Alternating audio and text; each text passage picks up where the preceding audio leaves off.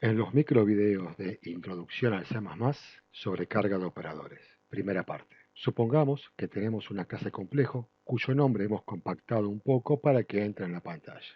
Tendrá sus componentes real e imaginario, un constructor sin parámetros y otro que permitirá configurar sus variables miembro, real e imaginario, y un método que imprimirá sus valores.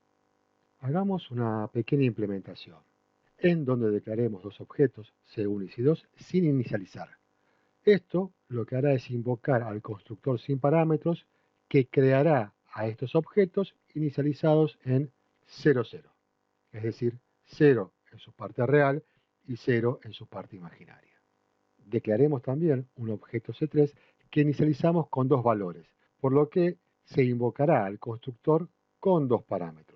Este constructor asignará los valores recibidos a las variables miembro real e imaginario, en este caso 2.22 para la parte real y menos 2.22 para la parte imaginaria. Ahora hagamos una asignación. C2 igual a C3. Esta asignación será similar a una asignación de estructuras en C, en donde simplemente se copian los bits de C3 en C2, con lo cual C2 pasará a valer lo mismo que C3. Finalmente, imprimimos los valores de los objetos complejos, para lo cual usamos el método print. En la implementación de este método vemos cómo se modifican los atributos de impresión de las variables en el caso de la impresión del valor imaginario.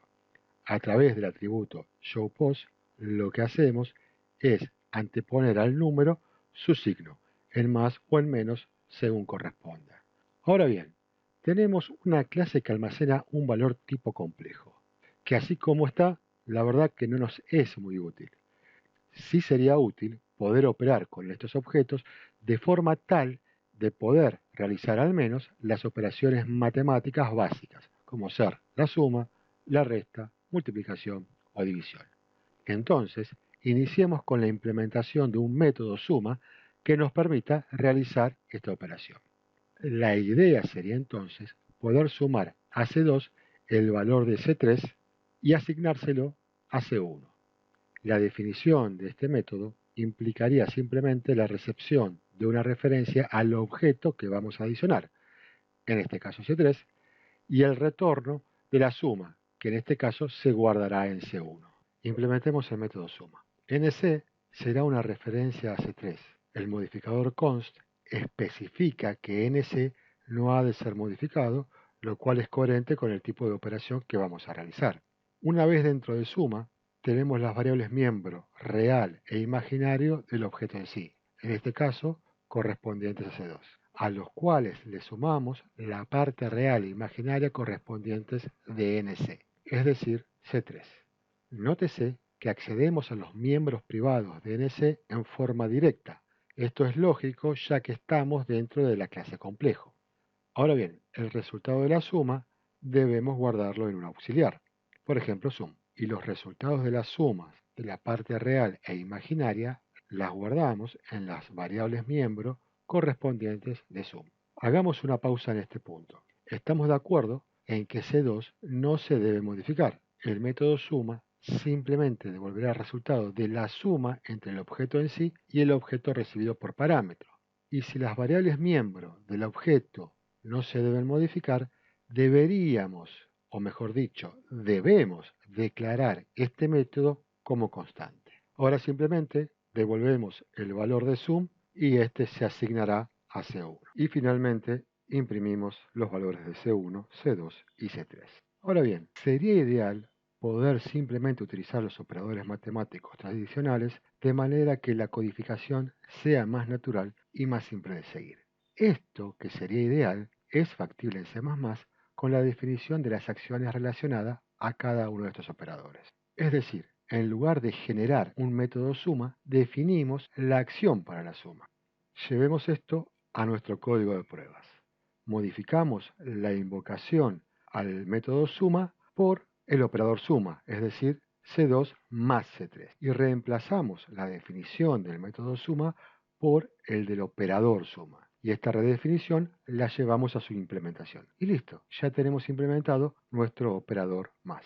Ahora quiero agregar una operación y sumar a C2 un valor tipo float o double. Por ejemplo, 5.55.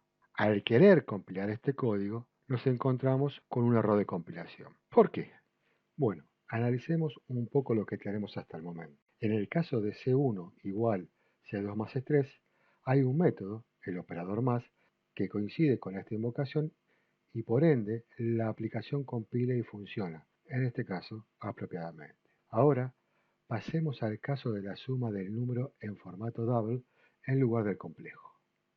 La definición de operador más de la clase complejo no coincide con el pasaje de un parámetro float o double, por lo que dará error de compilación. Entonces, ¿qué hacemos? Básicamente tenemos dos opciones. La primera sería definir e implementar la sobrecarga del operador más con un double. De esta manera, habrá un método, en este caso la sobrecarga del operador más, que coincida con la invocación y será la utilizada durante la ejecución. Les dejo una consulta. ¿Qué ocurre si en lugar de sumar un double, sumamos un entero? ¿Cómo se comportará el sistema y por qué? Volvamos al estado inicial y veamos la segunda opción. Esta opción sería implementar el constructor complejo con un solo parámetro double.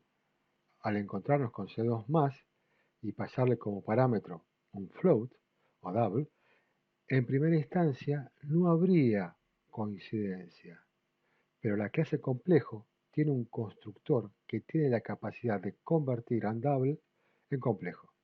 Entonces, simplemente lo hace. Es decir, que hubo una construcción implícita del objeto. Simplemente, para que quede más prolijo, podemos borrar esto y escribir un constructor que acepte las tres opciones. Esto sería a través del uso de parámetros por omisión. Bien, antes de finalizar, les dejo unas últimas preguntas para pensar. ¿Qué pasa si hago un número más un complejo? ¿A quién estoy sobrecargando en este caso? O en lugar de utilizar el método print, queremos meternos directamente en el flujo de salida de cout. Estos y otros detalles los veremos en la segunda parte de sobrecarga de operadores. Pero antes de eso, les recomiendo ver el video de métodos y clases amigas que será necesario para entender esta segunda parte. Los invito además a que investiguen qué otros operadores se pueden redefinir o sobrecargar y detectar cuáles no. Esto continuará.